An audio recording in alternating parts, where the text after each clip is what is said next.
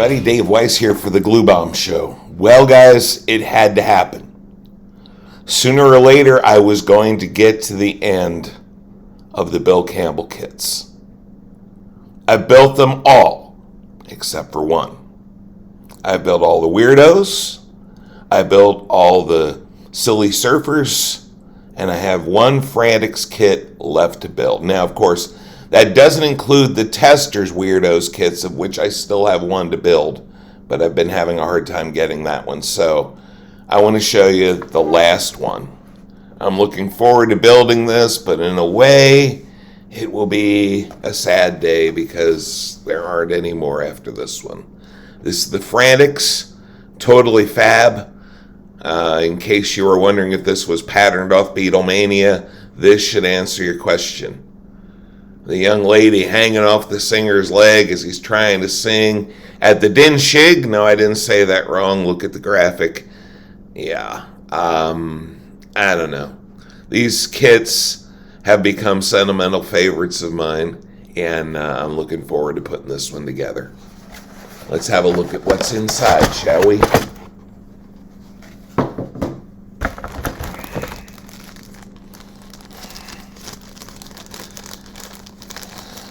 Starting to use my scissors, see? Oh, goodness.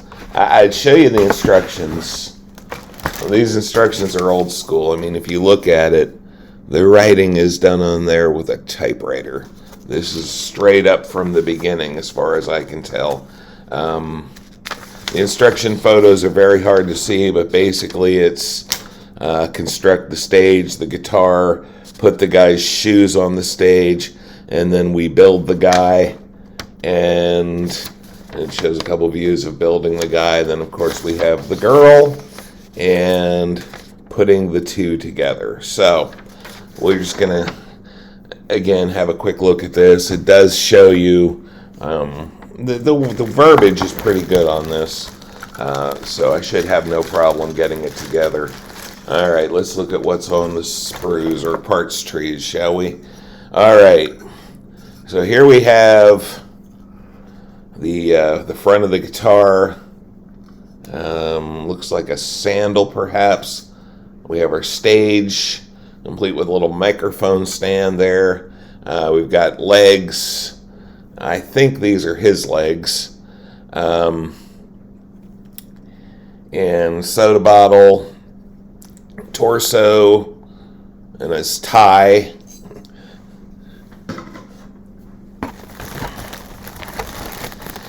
And then we have, let's pull this one out.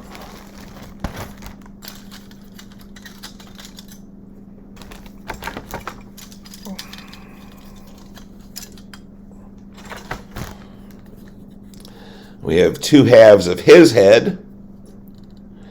We have his leg. Those must have been her legs, by the way, because this is definitely his leg because there's a hand attached to it. And we have his hands, or at least parts of his hands. I'm not sure what this part is here. This might be the collar of his shirt, but I'm not positive on that.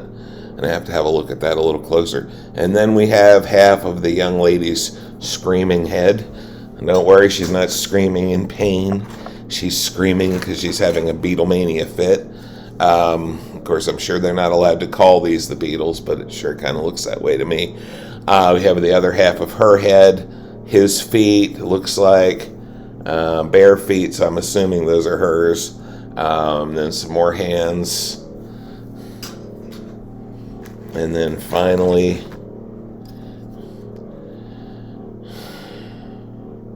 oh, okay, those were her torso. I was confused. This is his torso, complete with the jacket, her other sandal, it looks like, her arms, the back of the guitar, the microphone stand, another flip-flop sandal. Oh, we got somebody's teeth here, too, it looks like, and a tongue. So, it's going to be some interesting constructing. Now, one of the things that I've taken to doing with these is this plastic's a little thin. And I know I could prime the parts, and that would probably be the right thing to do, but I've kind of taken to painting the interior of these parts black. especially with these with open mouths, because you can see back into their heads, so you want to make sure you have that blackened out. But the other reason I blacken them out is to try and make the colors a little more opaque.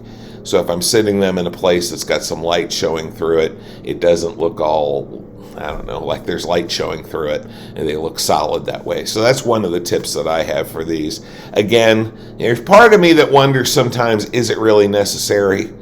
But I've built how many of these kits now? I think there's probably about 10 Weird-Ohs. There's 5 Silly Surfers, and there's 4 Frantics. And I've built them all now except for this one. And this is going to go on the table here shortly. I'm looking forward to it, guys. These kits are fun. Not always the greatest kit for building. There are always a few little fit issues. Nothing major. A little bit of putty does the trick. But these have become kind of sentimental favorites of mine, and I'm looking forward to putting them together. So if you get the chance, these still pop up on eBay from time to time fairly inexpensively. If you happen to have a Dollar Tree in your area at one point, they were carrying these for, that's right, $1. However, I think to me they're worth a lot more than $1. I have a pretty impressive collection of them. They're fun, they're really retro, and I love it because model building's supposed to be fun. So guys, take care. You'll probably see a review on this one pretty soon. God bless.